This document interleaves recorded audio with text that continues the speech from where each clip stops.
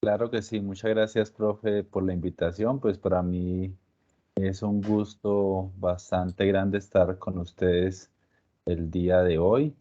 Déjenme ven acá, de pronto, bueno, de pronto vamos primero a comentar un poquito, pues como la profe Daisy mencionó, pues yo soy egresado del programa de bacteriología y laboratorio clínico de la Universidad de Pamplona. Incluso la profesora Daisy fue mi primera profesora de micología y fue la que, digamos, me ayudó a encaminarme por toda esta parte de las infecciones fúngicas.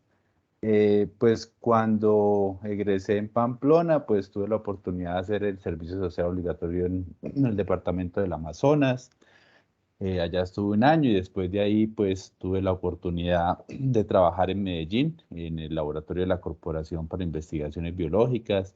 Ellos allá pues tienen diferentes laboratorios de investigación y pues uno de los laboratorios trabaja principalmente con infecciones fúngicas, la unidad de micología médica y experimental. Y pues ahí tuve la oportunidad de trabajar tanto en el laboratorio clínico como en proyectos de investigación. Entonces, estando en Medellín, pues pude trabajar más que todo en proyectos relacionados con la validación de nuevos métodos para el diagnóstico rápido de infecciones fúngicas, principalmente asociadas con VIH, histoplasma y criptococo. Y pues también tuve la oportunidad de hacer la maestría en epidemiología en la Universidad CES.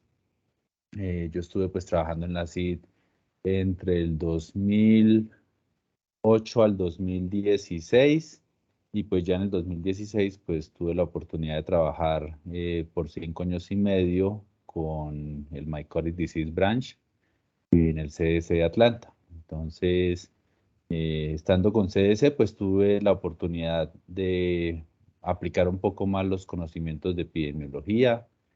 Continué trabajando con validaciones de métodos diagnósticos, pero también tuve la oportunidad de trabajar un poco más en campo en Latinoamérica, con los ministerios de salud, implementando métodos diagnósticos, ayudando a construir sistemas de vigilancia en salud pública.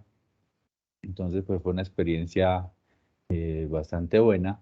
Y pues ya más recientemente, desde noviembre del año pasado, pues me cambié al sector privado y pues ahorita trabajo como asesor de cuentas para Latinoamérica de IMI, que es una compañía que produce métodos para el diagnóstico rápido de infecciones fúngicas. Bueno, entonces ya entrando un poco al tema de la clase del día de hoy, solamente para confirmar, ¿están viendo mi diapositiva? Sí, sí se ve la Sí, señor. diapositiva. Ah, bueno, perfecto. Bueno, entonces el enfoque de hoy es hablar un poco sobre micosis y COVID-19. Eh, de pronto, pues puede sonar muy enfocado hacia el COVID. Voy a intentar hablar de ciertos aspectos relacionados en el diagnóstico de tres infecciones fúngicas que son las más frecuentes en estos pacientes, que son candidiasis, aspergilosis y mucormicosis. Digamos que cuando hable de la parte de diagnóstico, voy a hablar un poco de ciertos aspectos generales para el diagnóstico de esas micosis, eh, pero posteriormente lo que vamos a hacer es que vamos a enfocar un poco la discusión hacia ciertos aspectos específicos del diagnóstico de esas dolencias, ¿no? Entonces, para que tengamos eso en cuenta. Em, Vamos a hacer al final una actividad con Mentimeter. Son 3 preguntas solamente para verificar que haya llegado bien el mensaje. Y pues si tienen preguntas, dudas, comentarios, pues podemos ir a escribirlos en el chat. De pronto lo que podemos hacer es que cuando terminemos cada una de las micosis, podemos hacer una breve parada para de pronto direccionar dudas o comentarios en cada una de esas micosis. Bueno, entonces, para empezar un poco en el tema, pues es importante decir que durante la pandemia de la COVID-19, pues las infecciones fúngicas tomaron una relevancia bastante importante, ¿no? Ya que, como todos sabemos, pues se había empezado a alertar de que había cierto riesgo de coinfección por hongos, principalmente en aquellos pacientes que desarrollaban COVID severo y que necesitaban tener hospitalizaciones prolongadas en unidades de cuidados intensivos. Y pues estas infecciones fúngicas oportunistas que tomaron especial relevancia en estos pacientes fueron la candidiasis, la aspergilosis y los mucorales. Digamos que en cierto grado la alerta empezó más por el lado de la aspergilosis, ya que se venía reportando una forma clínica o un síndrome de la enfermedad que se llama aspergilosis asociada a influenza, a estos virus respiratorios agudos que pueden generar cierta falla respiratoria aguda que requiere hospitalización en cuidados intensivos. Entonces, pues se alertó mucho por el lado de aspergilosis y esta infección aguda viral que es el COVID-19, ¿no? Y también pues sabemos que la cándida es un problema bastante grande en unidades de cuidados intensivos. Entonces, digamos que esas dos fueron las que se predijeron de forma muy temprana y sinceramente pues en el caso de la mucormicosis fue un evento que en realidad fue bastante sorpresivo, ¿no? Creo que mucha gente se lo esperaba, pero no en la magnitud que ocurrió. Bueno, entonces ya hablando un poco de la infección por cándida, pues es importante recordar que las infecciones por cándida pues tienen un aspecto clínico bastante amplio, que pueden ir desde infecciones superficiales hasta las infecciones invasoras o la candidemia, que es la infección del torrente sanguíneo, que es la que más nos preocupa, ¿no? Aquí sencillamente para recordarles que la candidemia pues tiene unos factores de riesgo que son bastante característicos. Incluso muchas veces la gente determina que la candidemia es la enfermedad del enfermo, ¿sí? Entonces suele ocurrir en aquellas personas que tienen una condición de base crítica, la cual pues permite esa propagación de la levadura en el torrente sanguíneo de la persona. Y aquí sencillamente pues están resumidos algunos de los factores de riesgo más característicos para el desarrollo de esta infección. ¿Qué pasa con la COVID-19, los pacientes con COVID-19 severos? Pues ustedes van a observar que cuando vemos esos factores de riesgo de la candidiasis, pues prácticamente muchos de ellos se encuentran presentes en los pacientes con COVID-19 severos, ¿sí? Entonces es acá donde la candidemia tomó un rol bastante importante. Más adelante vamos a hablar un poco de una especie de cándida que se llama Candida auris, que ahora está muy frecuente en Colombia. Cuando ustedes salgan a hacer sus prácticas, tienen que estar muy pendientes de la Candida auris, ya que incluso esta infección es de notificación obligatoria en el territorio colombiano. Entonces, algunos ejemplos o algunas características de lo que ha pasado con COVID y candidemia, pues aquí sencillamente quiero mostrarles un estudio que se hizo en Brasil, antes incluso de haber aparecido la Candida auris en el territorio brasilero. Y pues lo que encontraron estos autores es que el número de casos de candidemia aumentó durante la pandemia de la COVID-19. E incluso cuando ellos compararon la frecuencia de la candidemia entre personas que tenían y no tenían COVID-19, lo que encontraron fue que hubo una tendencia bastante similar, ¿sí? Entonces, ¿eso a qué se pudo deber? Pues se pudo deber a que los hospitales estaban prácticamente colapsados, estaban al límite y seguramente muchas de las acciones de control de infecciones posiblemente se debilitaron dada la situación de emergencia asociada a la pandemia. Bueno, entonces, ¿cómo se puede hacer el diagnóstico de la candidemia por el laboratorio? Sí, entonces, sabemos que en micología hay diferentes tipos de pruebas de laboratorio. Podríamos estas, de pronto, de una manera bastante breve, agruparlas en dos categorías grandes. La primera que son los métodos directos, donde podríamos incluir la microscopía y el cultivo. Directo porque estamos visualizando o estamos aislando el microorganismo. Y los métodos indirectos, donde podemos clasificar el inmunodiagnóstico o la detección de biomarcadores o la detección de ácidos nucleicos. Bueno, ¿qué características tienen estos métodos? Pues estos métodos, primero es importante decir que puede haber una variación en los tiempos de obtención de resultados, siendo, por ejemplo, los métodos inmunodiagnósticos y detección de DNA más rápidos que los métodos convencionales, ¿sí? Con algunas precisiones e imprecisiones que vamos a ver más adelante.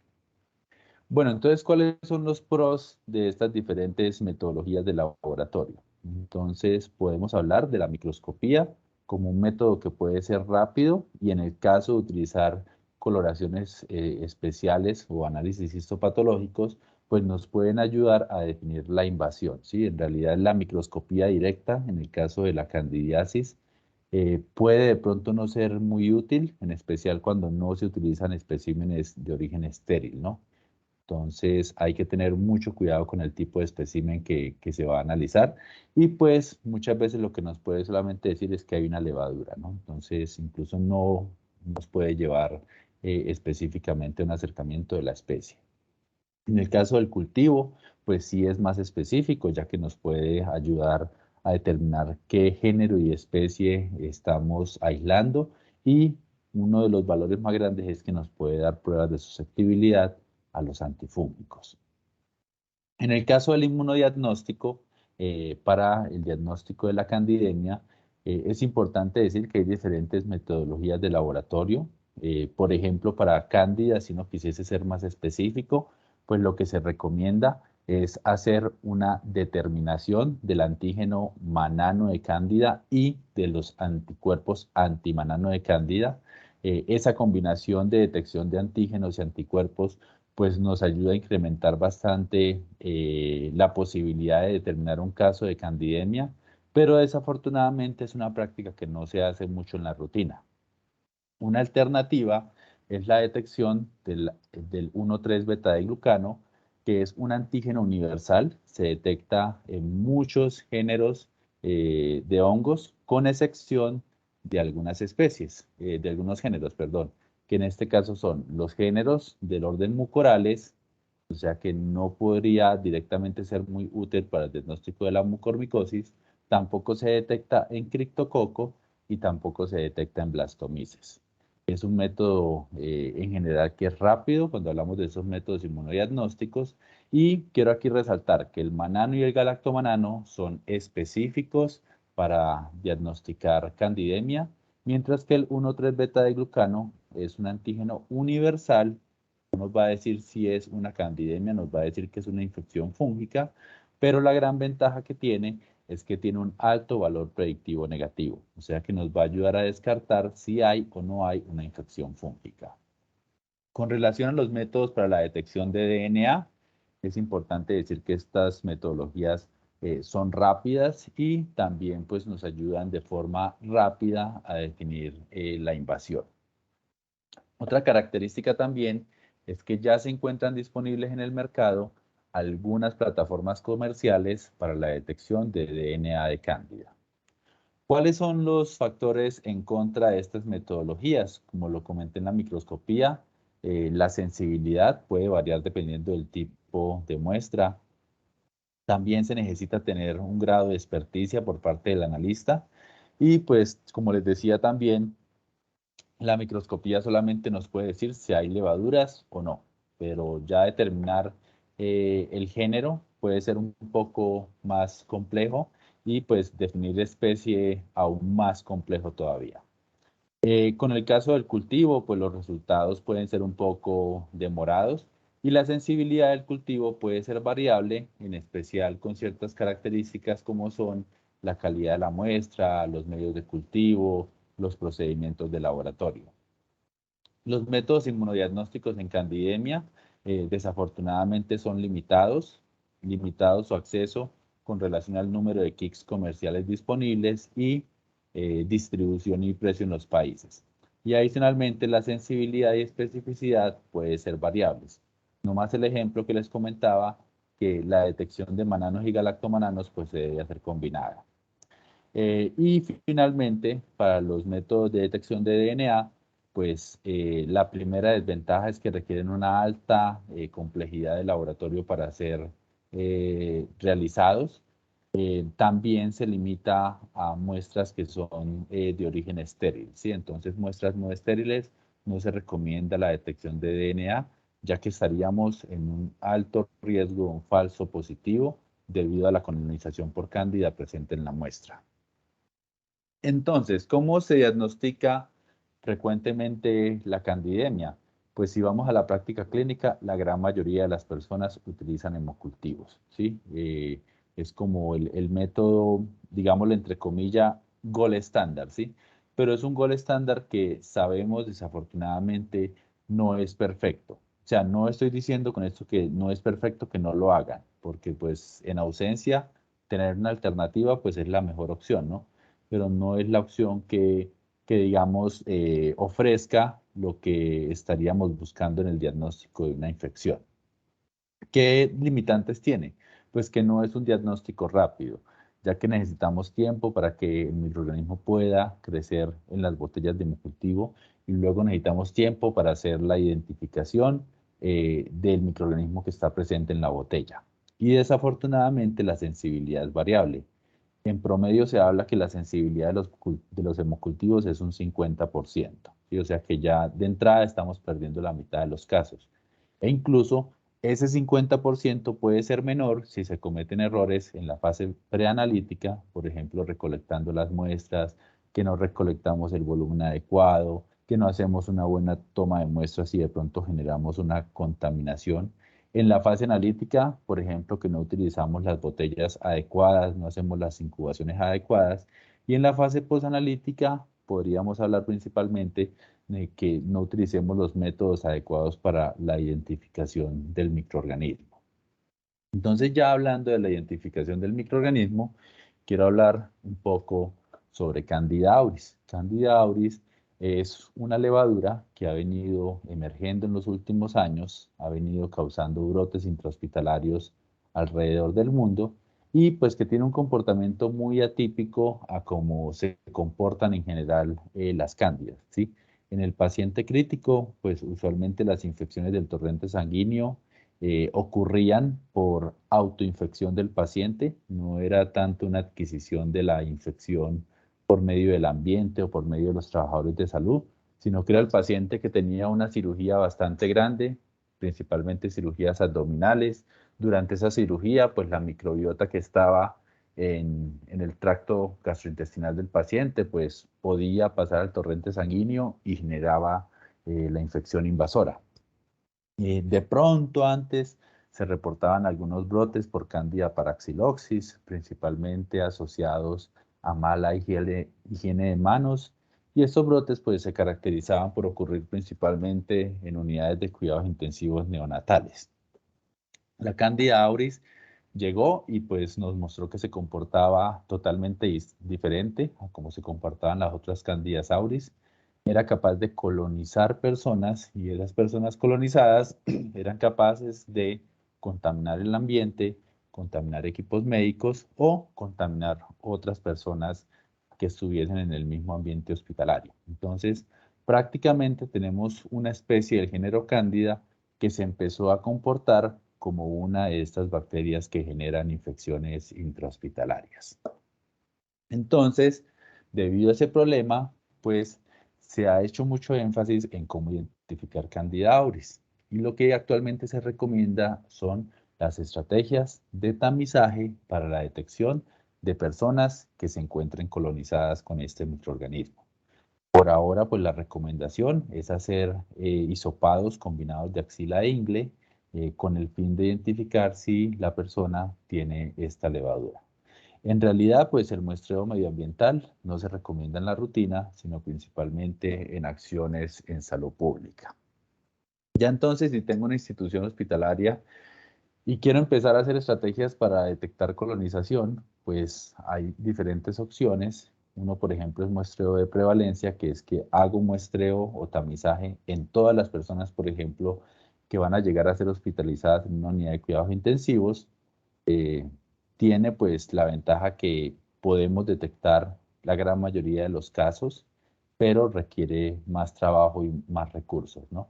La otra alternativa es el muestreo por vínculo epidemiológico, donde sabemos que hay un caso confirmado de Candida auris y hacemos muestreos a aquellos contactos del paciente índice, ¿no?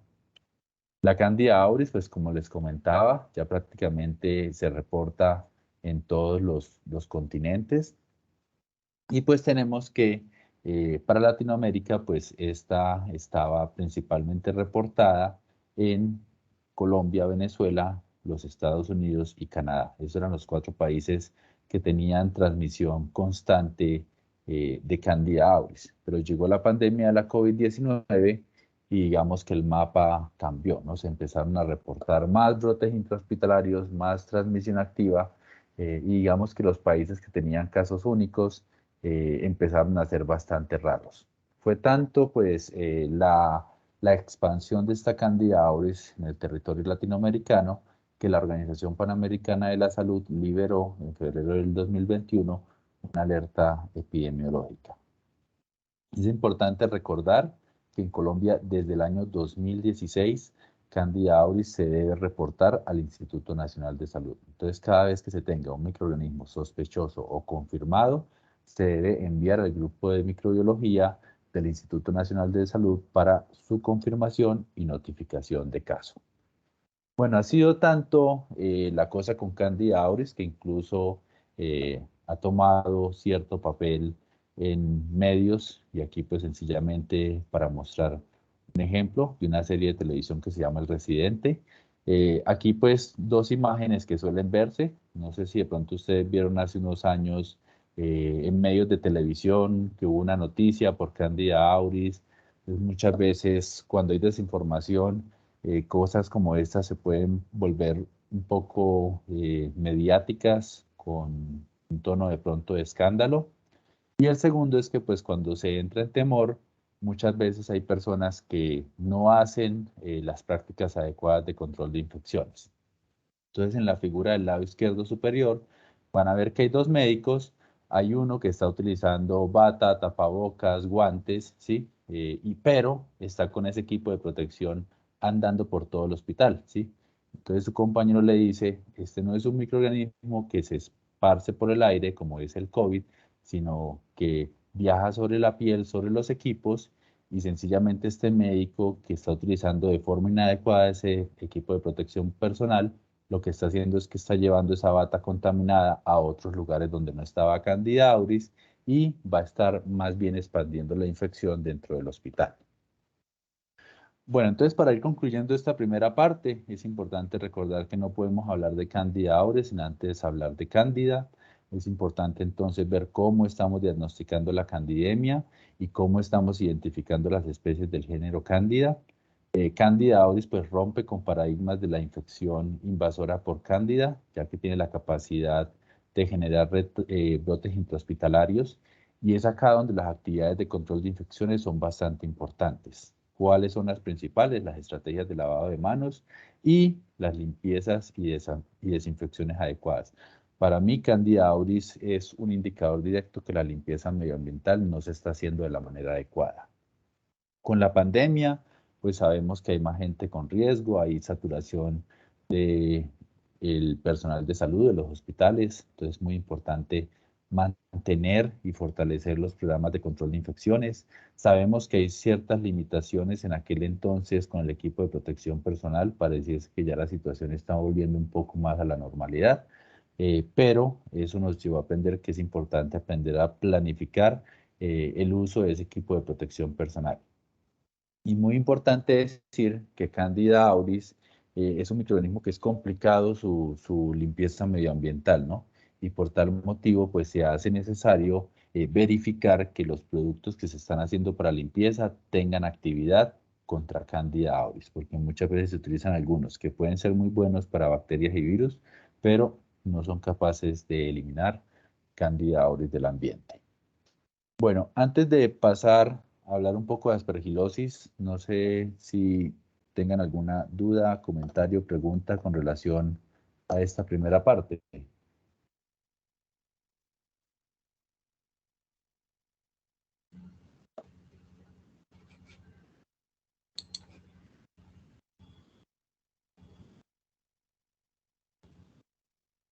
No, no tengo.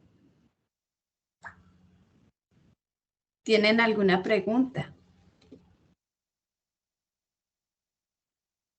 Pregunten ahorita Yo sí porque tengo, que profe.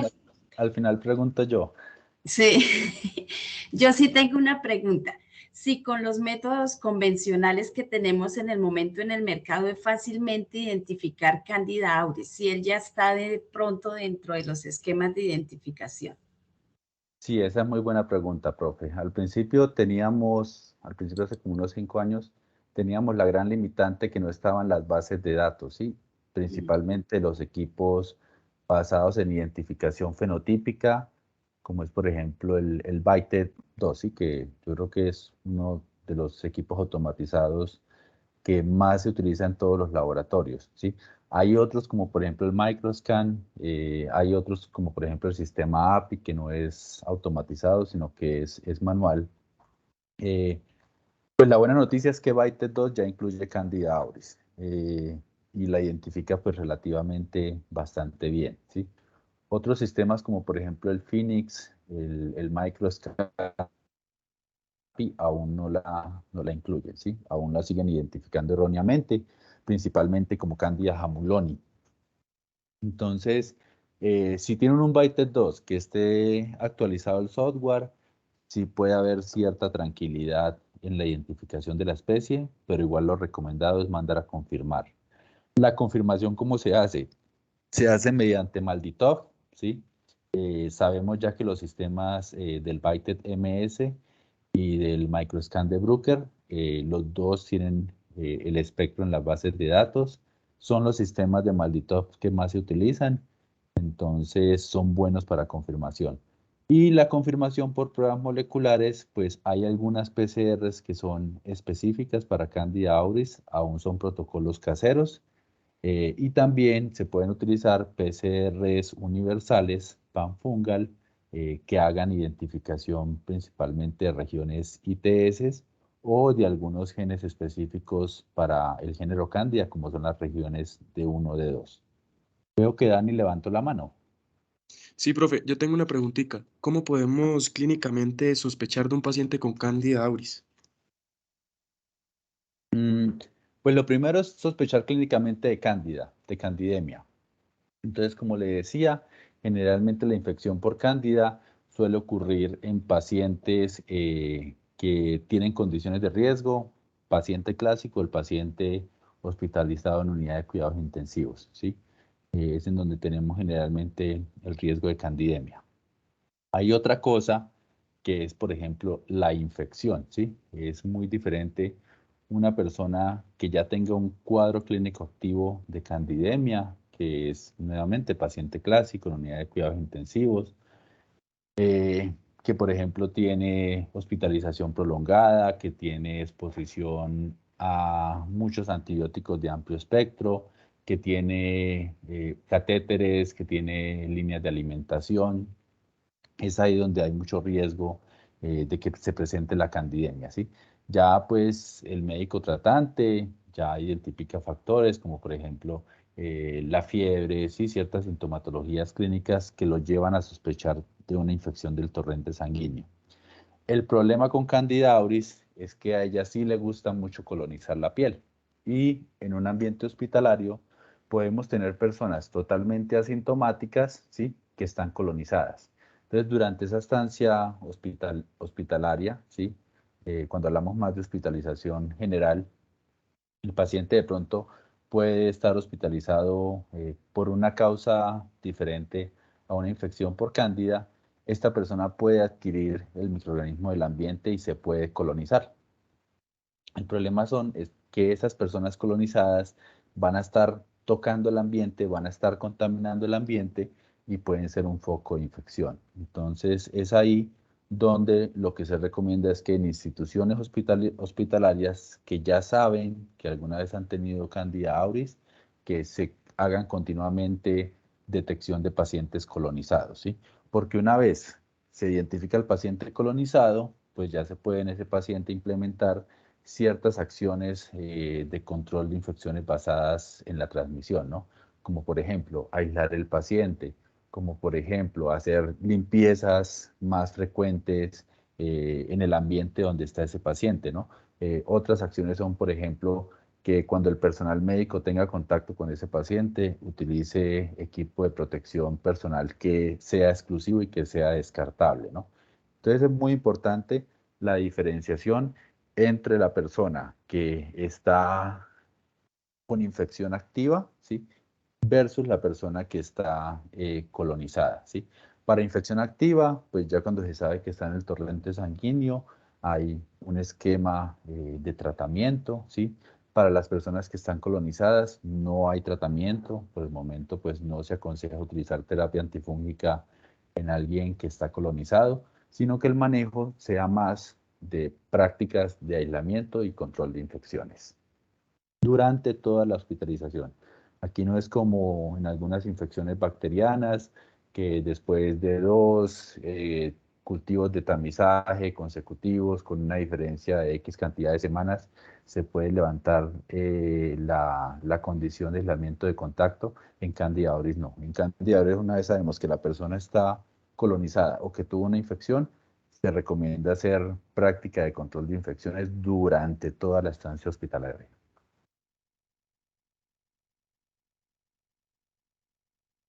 Gracias. Listo, bueno, entonces continuemos con la segunda parte, igual al final podemos hacer más preguntas. Bueno, entonces entrando el tema con el segundo agente fúngico que nos compete en la mañana de hoy, es hablar un poco sobre aspergilosis y aspergillus, ¿no? Bueno, aspergillus y aspergilosis. Como sabemos, pues el aspergillus es un hongo que se encuentra en el medio ambiente, también puede producir un amplio espectro de la infección, que va desde formas superficiales hasta formas invasoras, pero la que más nos preocupa son las formas invasoras, ya que la mortalidad por esta infección puede llegar hasta un 70%. Sabemos que hay múltiples factores de riesgo para la infección. Principalmente sabemos que las poblaciones más susceptibles son aquellas personas que tienen un grado de inmunosupresión, principalmente pacientes neutropénicos, pacientes trasplantados. Sabemos que pueden haber ciertas otras formas más crónicas, principalmente en personas que tuvieron tuberculosis o que tienen enfermedades asociadas a daños en la estructura pulmonar, pero en años recientes se ha empezado a ver una población de pacientes que es muy particular, que son personas sin ningún factor de riesgo aparente, o sea, personas sanas que desarrollaron infecciones virales agudas por influenza. Esa infección pulmonar aguda requirió una hospitalización en cuidados intensivos, un proceso de intubación y seguido a esa intubación, pues se desarrollaron formas invasoras pulmonares de aspergilosis, ¿no? Entonces, digamos que ese cuadro de aspergilosis asociada a influenza, o también se le conoce como IAPA, fue la que alertó un poco a la aparición de el CAPA, que es la aspergilosis pulmonar asociada al coronavirus. Este cuadro ocurre principalmente en personas con COVID severo que requieren hospitalización en cuidados intensivos y ventilación mecánica. El diagnóstico de la aspergilosis, pues sí es muy complejo. Aquí no tenemos solamente que un test de laboratorio positivo nos va a decir si el paciente tiene aspergilosis, ya que como sabemos es un microorganismo que está en el medio ambiente. Generalmente el tipo de muestra donde se hace con mayor frecuencia el diagnóstico de aspergilosis son muestras que no son estériles. Estamos hablando de muestras del tracto respiratorio, lo cual pues complica mucho la definición de caso. Entonces prácticamente la definición de caso requiere de una combinación de información del laboratorio, epidemiológica y clínica, ¿no? Aquí sencillamente para recordarles pues, que hay algunos aspectos que hay que tener en cuenta para el diagnóstico de aspergilosis. Ellos incluyen, por ejemplo, la calidad de las muestras, si estamos sospechando una infección invasora versus una infección no invasora, si estamos analizando especímenes de origen estéril o no estéril, y pues si estamos hablando de una enfermedad diseminada versus una infección localizada. Infección localizada, por ejemplo, las infecciones limitadas solamente al tracto respiratorio o al pulmón. Y pues en la parte de interpretación, toda esta combinación de información nos va a ayudar a descartar falsos positivos, que ahorita vamos a hablar un poco de eso, y nos va a ayudar a definir si es un caso comprobado, probable o posible. Nuevamente, para recordarles la clasificación de los métodos diagnósticos, que es muy similar a la que hablamos en Cándida. También se comporta de manera bastante similar los diferentes métodos con relación al tiempo, pero sí tenemos algunas variaciones en los pros. Y aquí voy a hacer un poco más de énfasis en los biomarcadores. A diferencia de Cándida, donde hay algunos biomarcadores, pero digamos que estos se utilizan, pero no se utilizan, en el diagnóstico de aspergilosis invasora, los biomarcadores sí toman un papel bastante importante, ¿sí? Y aquí vamos a hablar específicamente del antígeno galactomanano de aspergillus, ¿sí? Hay galactomanano histoplasma, hay galactomanano en Cándida, que en Cándida se le dice manano, pero es un galactomanano. Entonces es muy importante al galactomanano ponerle el apellido, ¿no? Galactomanano de aspergillus. También se utiliza el betaglucán, pero la gente aquí prefiere más el galactomanano de aspergillus, dada su especificidad, y pues tiene la gran ventaja de que estos sí se encuentran como métodos comerciales, e incluso en años recientes, pues ya se ha pasado de metodologías de LISA a metodologías de lateral flow que son más rápidas. También los métodos basados en detección de DNA tienen ventajas, pero digamos que en general las limitaciones que tenemos son muy parecidas a las que describí anteriormente en Cándida. ¿Por qué entonces en aspergilosis se justifica el uso de métodos indirectos? Porque sabemos que estos biomarcadores se pueden realizar en laboratorios de baja mediana complejidad, más ahora que tenemos dispositivos basados en lateral flow, proveen resultados rápidos, tienen un alto rendimiento analítico y pues son costo efectivos, ¿sí? Ya hablando un poco entonces de esos biomarcadores, es importante recordar la estructura de la pared celular de Aspergillus. Ahí está presente el galactomanano, que es específico del género, y también tenemos el betaglucano, ¿sí? Que como les decía, es un antígeno universal que se encuentra presente en la mayoría de los hongos, con la excepción de las especies del orden Mucorales, Cryptococo y Blastomyces, ¿sí? Entonces, en el resto de géneros se puede detectar betaglucano.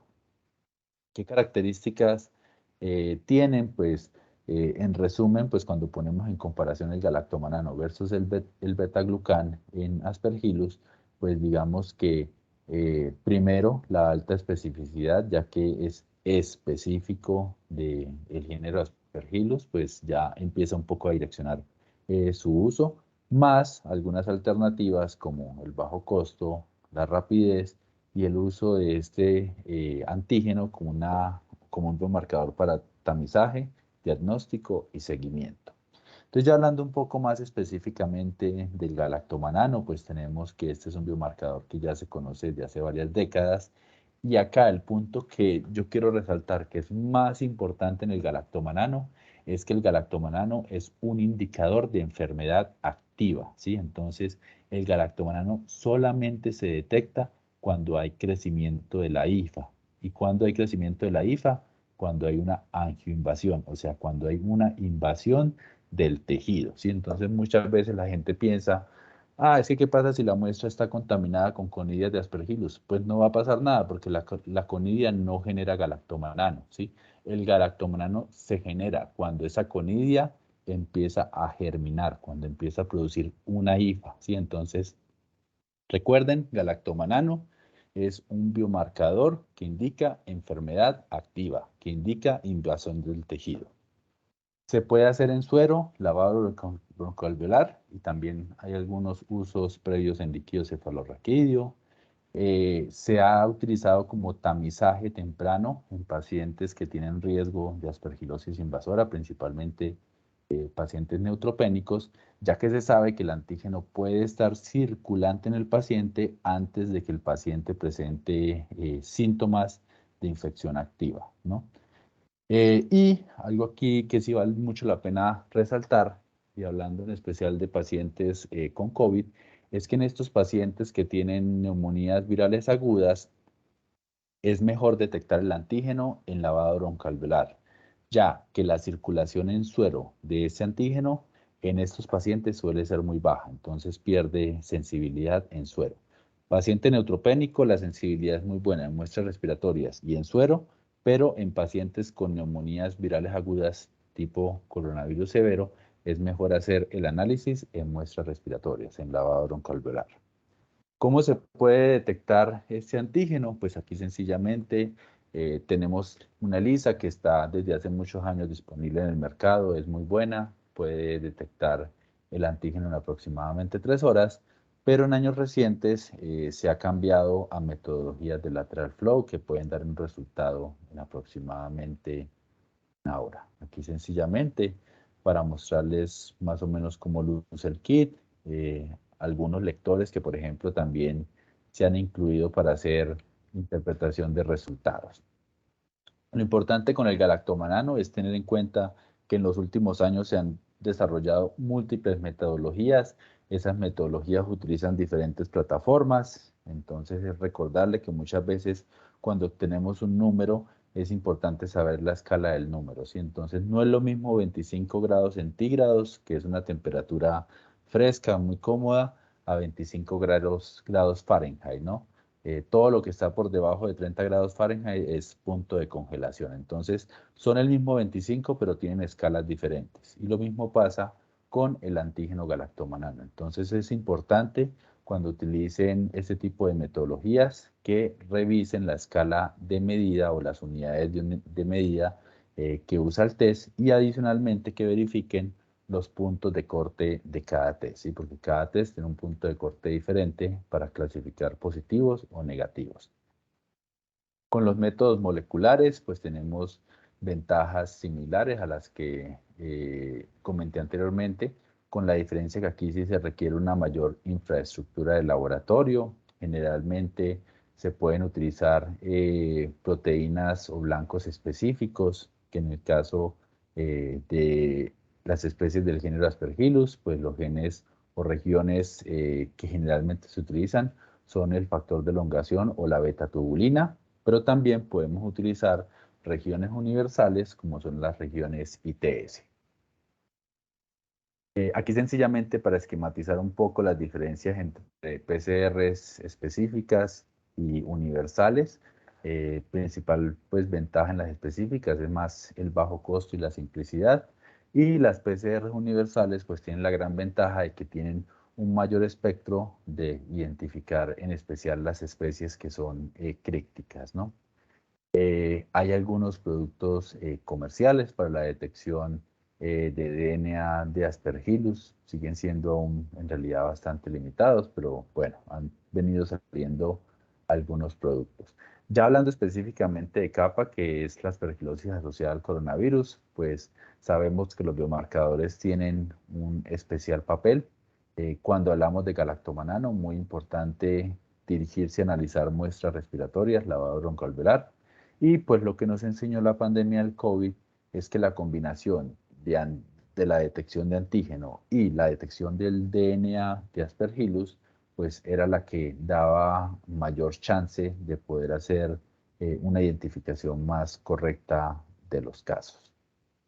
Igualmente, es importante no dejar de un lado la microscopía, que en aspergilosis sí es bastante útil. Si vemos una IFA con características que son IFA aceptadas, con ramificaciones en ángulo de 45 grados, digamos que eso ayuda a direccionar bastante la sospecha clínica. Y pues el cultivo, que al igual que la cándida, nos puede decir con mayor precisión la especie y las pruebas de susceptibilidad a los antifúngicos. Bueno, eh, ¿alguna pregunta, comentario adicional con relación a Aspergillus antes de continuar con mucormicosis?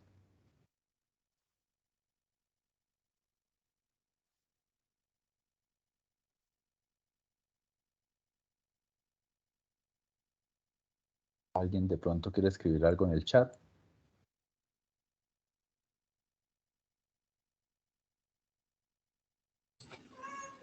No sé si las estudiantes que tengan caso clínico de aspergilosis tengan alguna duda, alguna pregunta con su caso que quieran consultarle al doctor Diego.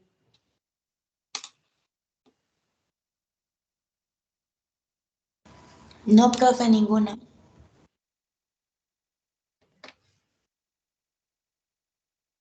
Bueno, perfecto. Entonces continuemos con mucormicosis. Entonces, mucormicosis, lo que yo sí quiero resaltar acá es que la mucormicosis es una urgencia médica, ¿sí? O sea, el día de que ustedes lleguen a encontrarse con uno de estos pacientes, así digamos no estén 100% seguros del diagnóstico, es importante que le reporten al médico que tienen algo sospechoso de una mucormicosis, ¿sí? Porque prácticamente estos mucorales, cuando crecen en el paciente, lo voy a decir de una forma literal, se lo comen vivo, ¿sí? Entonces, aquí en realidad, frente a una mucormicosis, hay que actuar muy rápido, ¿sí? Hay múltiples formas clínicas, pero las más frecuentes son la rinoórbito-cerebral y la pulmonar. ¿Por qué? Porque por ahí es en donde se adquiere la infección, ¿no? Las conidias se inhalan del ambiente, entonces suelen afectar principalmente el tracto pulmonar, ¿sí? Pero también se han reportado, por ejemplo, otras formas, como son las formas de la piel, donde se adquieren las formas de la piel, principalmente, por ejemplo, donde ponen líneas venosas, pero un factor que es súper frecuente en mucormicosis es cuando utilizan, por ejemplo, el esparadrapo. El esparadrapo para fijar como los catéteres y esas cosas. Se ha visto que cuando el esparadrapo se contamina con las conidias y lo pegan a la piel, muchas veces el arrancar el esparadrapo maltrata la piel y eso puede ser una fuente de ingreso para los mucorales, ¿no? Entonces, esos esparadrapos contaminados pueden ser una buena fuente de infección, ¿sí? La gente dice el hongo negro, pero en realidad los mucorales no son de matiazo, son hongos hialinos, sino que ese nombre hongo negro viene más por la apariencia de las lesiones, y que ustedes pues, pueden ver algunas aquí en la fotografía. Esta infección pues, se encuentra asociada con una alta mortalidad y pues también sabemos que hay unos factores de riesgo clásicos para el desarrollo de mucormicosis.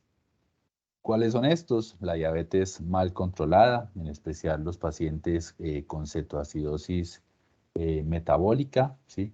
Las malignidades hematológicas, debido principalmente a la inmunosupresión, trasplantes de células madre, también debido a la inmunosupresión, y el uso de esteroides y otros inmunosupresores.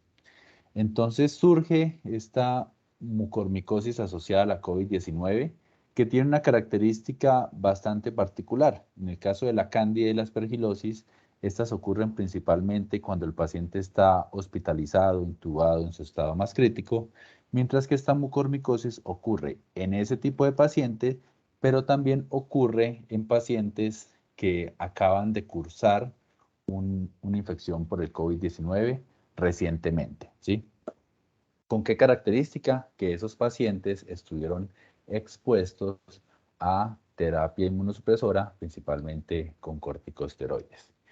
Entonces, en junio del año pasado, la OPS libera una alerta regional debido a la situación que se estaba reportando principalmente en la India, con más de 4.000 casos, ¿sí? Eso fue una cosa, pues, como les digo, que sorprendió a todo el mundo. Digamos que la India también tiene la característica que es uno de los países que más reporta mucormicosis. También es uno de los países que tiene una de las tasas más altas en el mundo de diabetes. Y adicionalmente, pues no hay control de venta de medicamentos, algo muy parecido a lo que vivimos en Colombia, ¿no?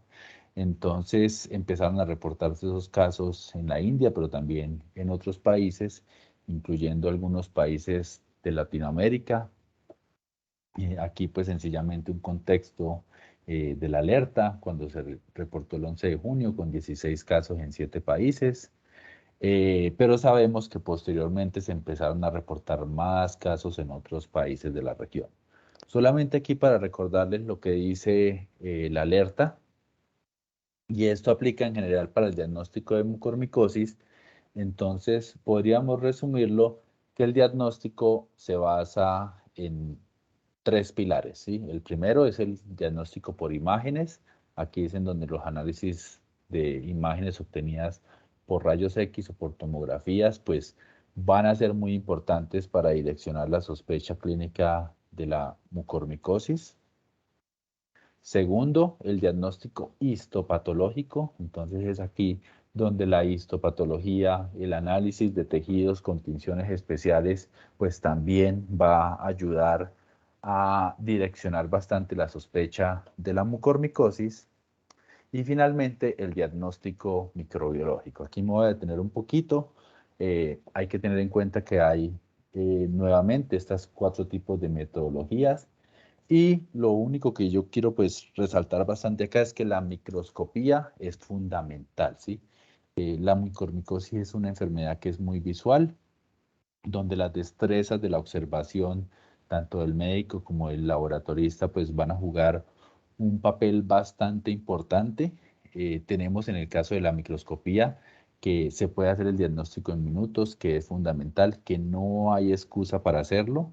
Yo creo que eh, un laboratorio sin microscopio no es un laboratorio, entonces partamos desde ese punto, ¿no? El escenario ideal, pues tener metodologías que nos ayuden, por ejemplo, a teñir o a detectar mejormente las estructuras fúngicas. Muchas veces está el problema que no tenemos esas coloraciones, pero podemos tener un KOH que nos ayuda a visualizar mejor las estructuras, pero independiente incluso si no hay KOH, podemos hacer un directo entre lámina y laminilla con la muestra que nos dan, ¿sí? Entonces, aquí nuevamente quiero hacer énfasis en que no hay excusa para hacer microscopía. Y pues si no tiene microscopio, pues no tiene laboratorio. Esa es la conclusión general. En el caso del cultivo, muy importante recordar que los mucorales, dado que son microorganismos afectados con una pared celular que es relativamente delgada, son hongos que son muy susceptibles al daño mecánico. Entonces, cuando procesemos, no macerar, no vorterizar, porque eso nos puede dañar las estructuras fúngicas e impedir que el hongo crezca, ¿no? Algo que sí tienen muy bueno los mucorales es que crecen muy rápido, ¿sí? Así como crecen en el medio de cultivo tan rápido, crece en el paciente, ¿no? Y la identificación, pues se puede hacer por microscopía. Ya hay algunos desarrollos en las metodologías de detección mediante MALDI-TOF y las PCRs con secuenciación. Biomarcadores, no hay biomarcadores para mucorales, ¿sí? Entonces, como biomarcadores comerciales, ¿no? Porque hay algunos en investigación. Pero es importante decir que, por ejemplo, cuando tengamos un galactomanano y aspergillus positivo, pues dice uno, bueno, de pronto no es una mucormicosis, ¿sí? Pero hay pacientes donde, por ejemplo, el galactomanano es negativo y el beta-glucano es negativo, entonces eso lo puede llevar al médico a sospechar que puede estar frente a una mucormicosis. Y los métodos basados en detección de DNA también son bastante útiles. Aquí sencillamente para resaltar un poquito la experiencia de la gente de la India, y pues como ustedes pueden ver en esta imagen, la microscopía fue esencial para el diagnóstico de estos casos. Y aquí sencillamente para mostrarles cómo estos mucorales crecen en un medio de cultivo. Prácticamente al segundo día ya se empiezan a ver estructuras fúngicas, al tercer día ya se identifica y al cuarto día pues prácticamente el hongo ya está incluso que rebasa el medio de cultivo. Brevemente, con relación al tratamiento, pues también es importante decir que el tratamiento se basa en tres pilares. El primero es el debridamiento quirúrgico de las lesiones, o sea, hay que quitar donde está creciendo el hongo, incluso quitar los bordes limpios. El segundo es el tratamiento antifúngico y el tercero es la estabilización del factor de riesgo. Controlar la glicemia, controlar la acidosis metabólica, quitar la terapia inmunosupresora, intentar recortar la neutropenia del paciente, ¿no? Entonces, y otra cosa es que esos tres tratamientos se deben hacer a la vez. No es que solamente debrido o solamente de antifúngico o solamente quito el factor de riesgo, sino que hay que actuar con los tres a la vez. Poco antes de estos casos, también salieron estas guías globales para el manejo de la mucormicosis. Y acá pues quiero resaltar dos cosas que dice la guía, ¿no? Entonces dice que el manejo de la mucormicosis depende del reconocimiento de los patrones de la enfermedad y el diagnóstico temprano. Entonces aquí era lo que les decía al principio, cuando ustedes sospechen de una mucormicosis, no duden en decirle al médico, independiente de que aún estén esperando confirmar. Díganle, doctor, yo creo que hay una mucormicosis, hay que hacer algo, ¿cierto? No, no espera como que, ay, voy a revisar, de pronto sí, porque de pronto cuando usted confirme ya es muy tarde, ¿sí? Y nuevamente yendo con el punto anterior, la mucormicosis sospechosa o confirmada son urgencias y requieren atención rápida. Entonces, ¿qué se necesita para diagnosticar mucormicosis? Entonces muchas veces la gente pregunta, bueno, de pronto, ¿qué cabina de seguridad, qué equipo de PCR, qué secuenciador, qué gen o qué PCR, qué Malditoff me voy, si me voy por Bruker, si me voy por Vited? Pero cuando se va uno a ver el microscopio, desafortunadamente es lo que menos le invierten en el laboratorio, ¿no?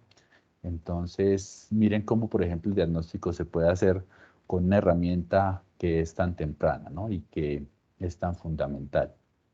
Nuevamente recordar que la mucormicosis es muy visual, que la microscopía es fundamental, que hay escenarios ideales, como por ejemplo vemos en la fotografía, en orden de secuencias, pues en el fresco se va a ver con dificultad las estructuras, pero si se hace una buena observación, se puede llegar a un diagnóstico. Pero a medida de que empezamos a utilizar KOH, a agregar tintas, a utilizar coloraciones especiales, pues lo que vamos a hacer es que vamos a aumentar la sensibilidad del método microscópico. Bueno, aquí sencillamente, recalcando lo que he venido diciendo, es una enfermedad muy visual, es una urgencia médica, se asocia a alta mortalidad y en la gente que sobrevive altas complicaciones. Muchos pacientes quedan ciegos, muchos pacientes quedan limitados, ¿no? Entonces, es una enfermedad que en realidad genera mucho, mucho, mucho daño. Y pues también recordarles que este es un evento que también se volvió reportable acá en Colombia. Bueno, entonces ya para ir concluyendo, cuando hablamos de precisión diagnóstica, pues es importante decir que el objetivo de un buen ensayo de laboratorio es pues clasificar un microorganismo o una enfermedad. Entonces, si vemos este patrón, pues yo diría, bueno, eso es un caballo, ¿no? Pero cuando uno utiliza algo que tiene más poder, uno cae en cuenta que no era un caballo, sino que era una cebra, ¿sí? Entonces, es ahí donde el poder de un test diagnóstico es el que nos puede dar precisión. Adicionalmente, y en especial en infecciones tipo Candida, Aspergillus mucor, donde tenemos microorganismos que pueden ser ambientales o que pueden ser comensales, pues el diagnóstico tiene diferentes componentes que pueden ser clínicos, epidemiológicos, de laboratorio o de conocimiento. Y cuando empatamos todas esas piezas, pues dependiendo de la calidad de cada una de las piezas, vamos a tener un diagnóstico más preciso o más impreciso, ¿sí? Nuevamente recordar que en este tipo de microorganismos tenemos esos riesgos de infección real, colonización o contaminación. Entonces es ahí donde uno tiene que ver los componentes de su diagnóstico, ¿no? Cómo se hace el diagnóstico, cómo se accede a información, cómo están entrenadas las personas que están en el laboratorio y en la clínica con los pacientes, para finalmente poner todas esas piezas juntas y poder llevar a un diagnóstico preciso. ¿Dónde se aprende micología? Pues la micología es una ciencia que es muy visual. Aquí es las formas, lo que vemos en el microscopio. Entonces hay muchos recursos tradicionales, como son los libros de micología, que son bien bonitos, con todas esas figuras, en especial en los mohos, las conidias, las conidiogénesis, todo eso que es bien bonito. También hay muchos recursos que son online, y yo creo que la pandemia nos llenó de N.000 cursos gratuitos, pero incluso también en redes sociales hay gente que está compartiendo bastante su conocimiento y experiencia, ¿no? Entonces ya para ir terminando, pues recordarles que no hay áreas libres de micosis. Seguramente en este momento todos estamos inhalando una conidia de algo, pero sí hay muchas áreas libres de micólogos, ¿no? Entonces, pues espero que esta presentación del día de hoy pues los contamine a ustedes, una contaminación positiva, como la que tuvo el doctor Fleming en su laboratorio, pues lo llevó a descubrir la penicilina, ¿no? Entonces espero que pase lo mismo con ustedes el día de hoy. Bueno, no sé si de pronto tengan alguna duda o comentario adicional antes de pasar a una pequeña evaluación.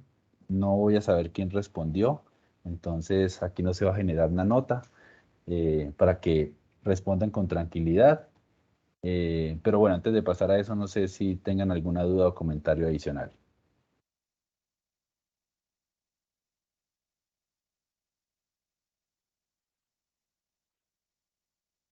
De pronto, como para complementarles, nos cuente cuáles son los mucorales más frecuentemente aislados en estos pacientes. Perdón, profe, ¿me repite? Que de pronto nos cuente cuáles son los mucorales, los géneros de mucorales más frecuentemente aislados en estos cuadros de pacientes con COVID. Ah, ok. La misma epidemiología general de la mucormicosis, teniendo mayor frecuencia de Rhizopus. El género Rhizopus es el más frecuentemente aislado en estos pacientes. La epidemiología se comporta igual. Aldo tiene levantada la manita. ¿De qué pregunta tiene? Buenos días. Yo quería preguntar si nos podría recordar entonces al KOH, ¿cómo veríamos entonces cada uno de estos hongos? Ok. Bueno, entonces, mira, en general, pues con las infecciones por cándida lo que veríamos son levaduras, ¿sí?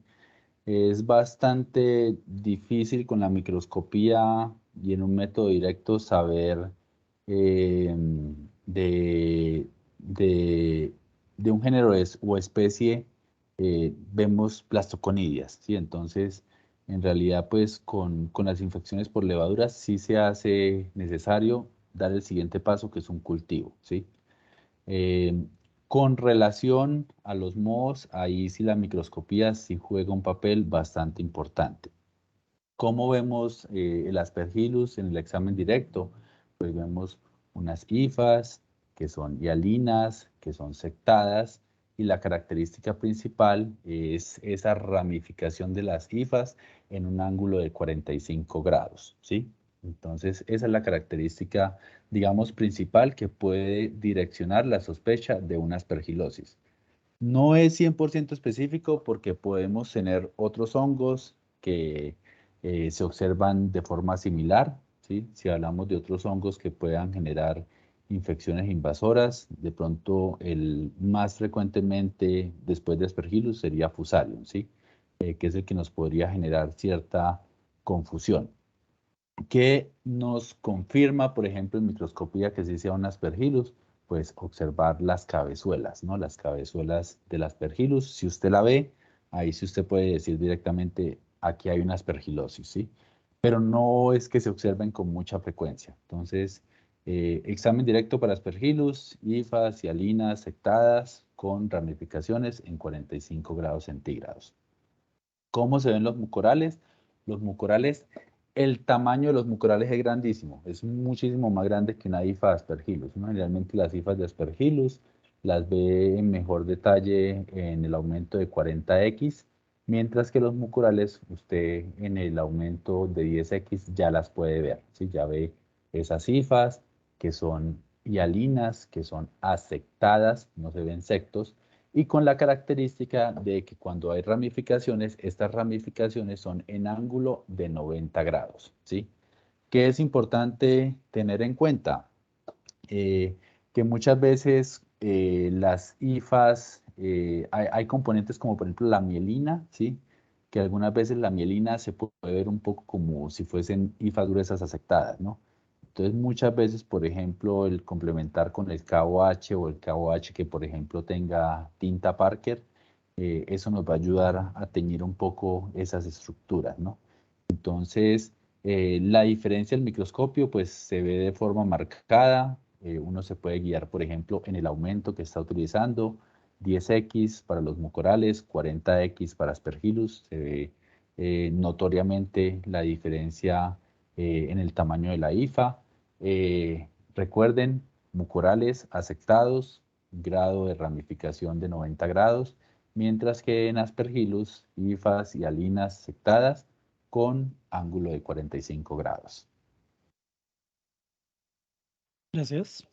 Ujú.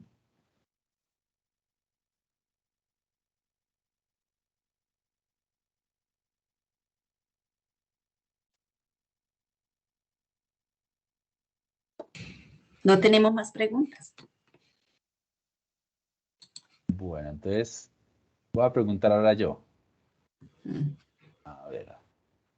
Entonces, pero entonces vamos a hacer esto para que no me hagan... A ver, ¿qué puedo poner yo acá? Vamos a... Esto de esta manera.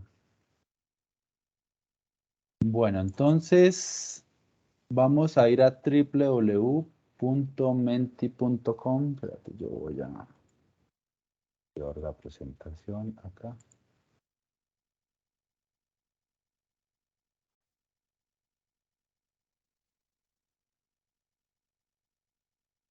Bueno, entonces vamos a ir acá a www.menti.com y allí vamos a poner el código 9220 4092.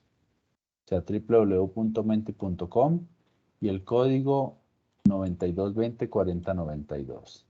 Y vamos a entrar al quiz. Déjenme ver si puedo mandar esta pregunta acá en el chat.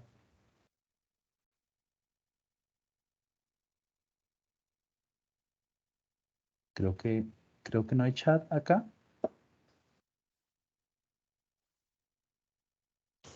Disculpa, ¿me puedes repetir el código? Sí, el código es 92 20 40 92. Me hace el favor y me lo repite. Yo lo coloco en el chat. Es que tal vez como usted es invitado, no le dio acceso al chat. Es Si quiere, me lo 92, repite. sí, 92 20 92.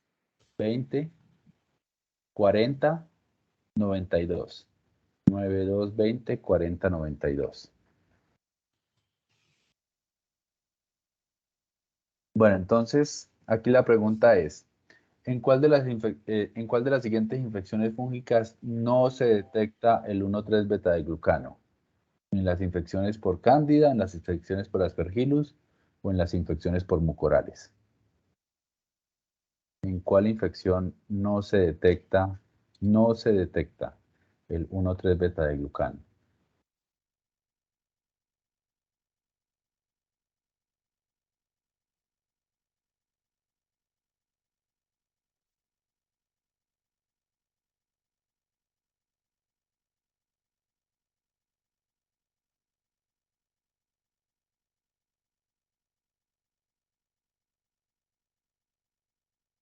Van 7 respuestas y veo que somos, ¿cuántos somos? Somos como 13, no, 13, como 17 personas. ¿Pueden repetir el por favor?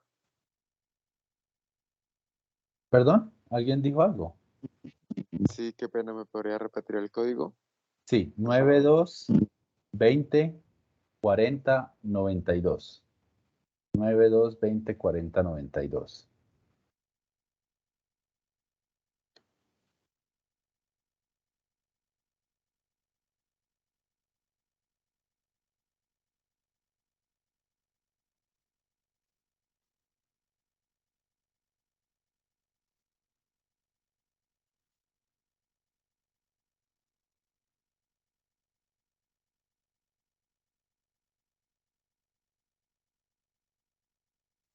Bueno, van 10 respuestas. Veo que en general todo el mundo está respondiendo lo mismo. Estamos respondiendo bien. No sé, de pronto alguno de los que ya votó, como veo que todos están votando bien, eh, me diga la respuesta. Mucor. Exactamente, mucormicosis. De pronto se quiere atrever a decir por qué. ¿Por qué no se detecta?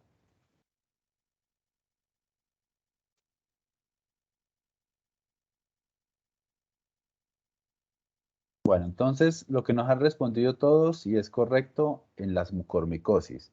¿Por qué? Porque los mucorales no tienen 1,3 beta de glucano, ¿sí?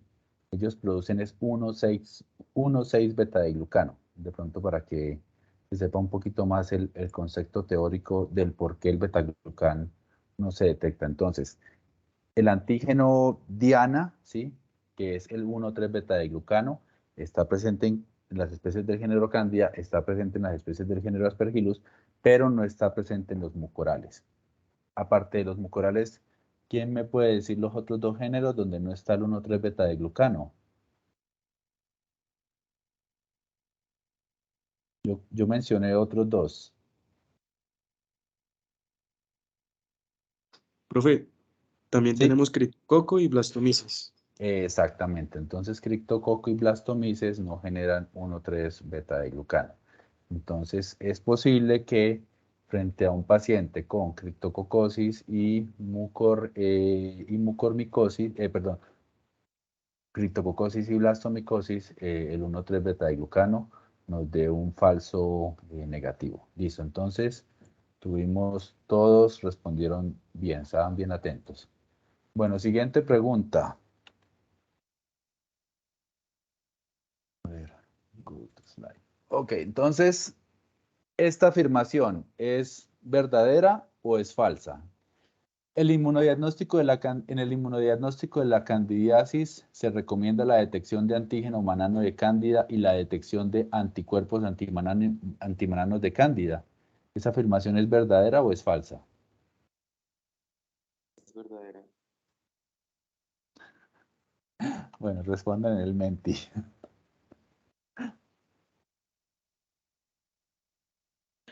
Perdón.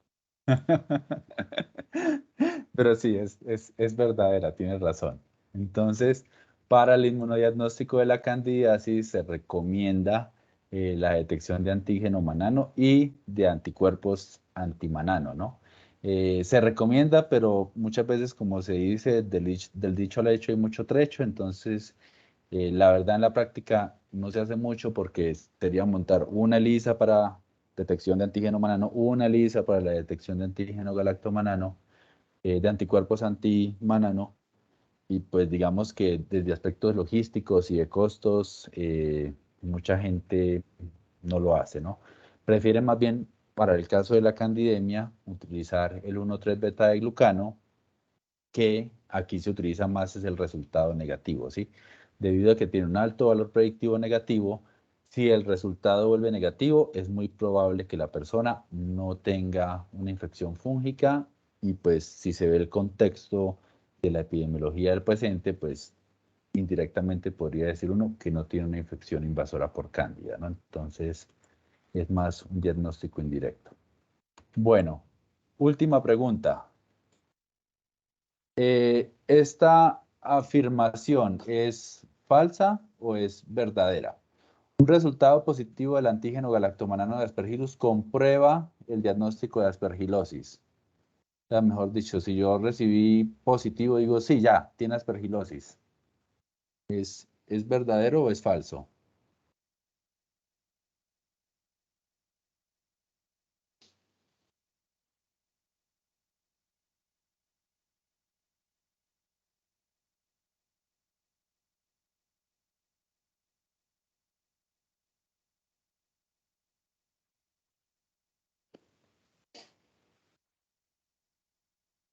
Bueno, aquí veo un poquito más de dualidad en las respuestas. No sé si de pronto alguno de los compañeros eh, que respondió verdadero quiera justificar su respuesta. Eso se da porque ese antígeno solo se presenta cuando el hongo está creciendo sus hifas. Entonces es porque está en la fase activa. Ok, puede ser por cierto grado la afirmación es cierta.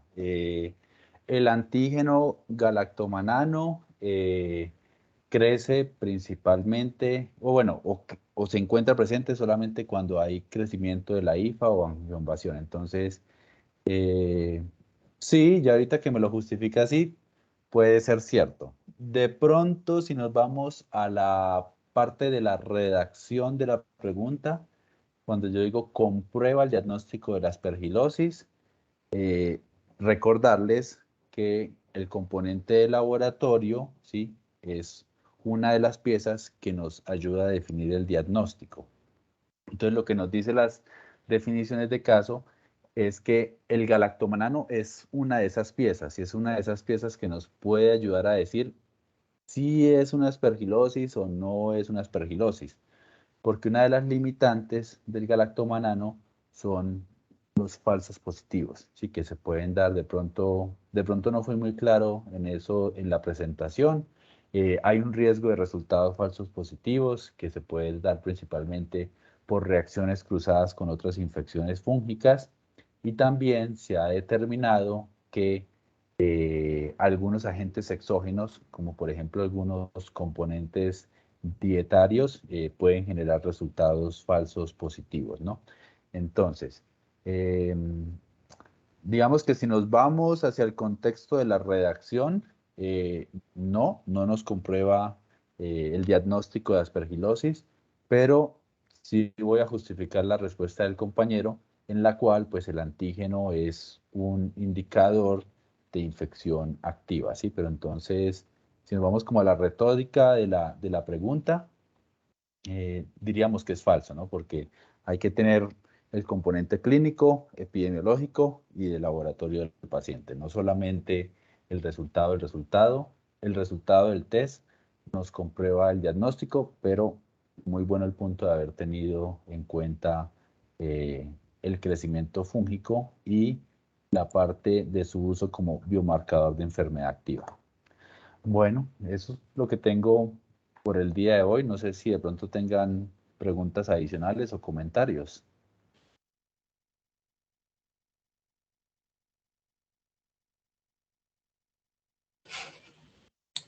No sé si alguno tenga alguna pregunta adicional.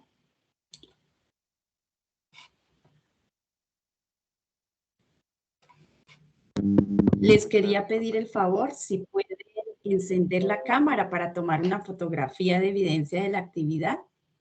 Y nuevamente, pues, Diego, darle las gracias por la participación. No, gracias a usted, profe, por la Como les invitación. dije al inicio, ojalá podamos contar con usted posteriormente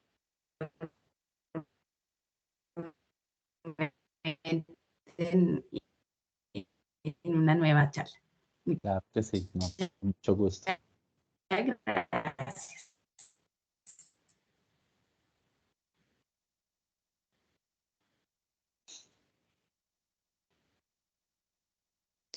Profe, no se le olvide que yo estoy acá con Dani.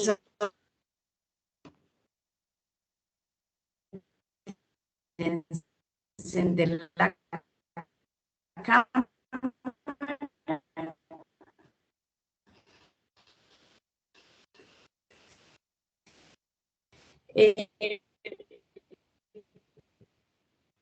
Para los estudiantes.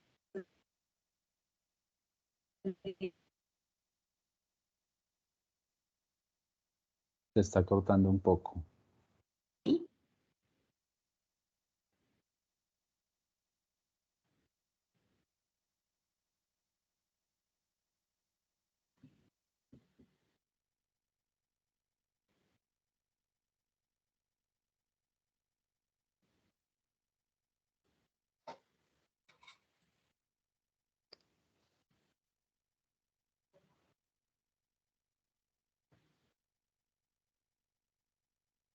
También aquí estamos 3 compañeros.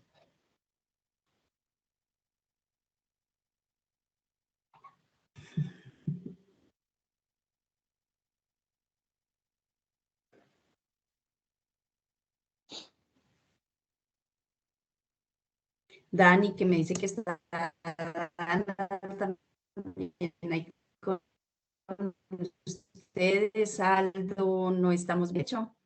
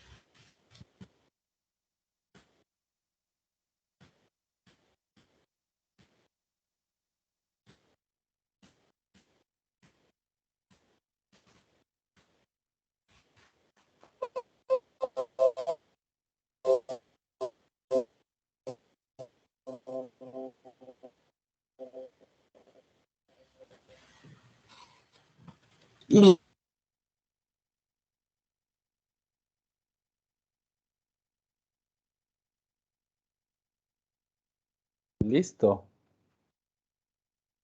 Bueno, profe, muchas gracias por la invitación y cualquier cosa, seguimos ahí en contacto.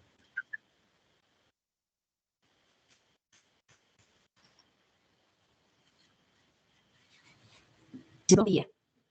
Bueno, chao, profe. Gracias. Chao, que esté muy bien.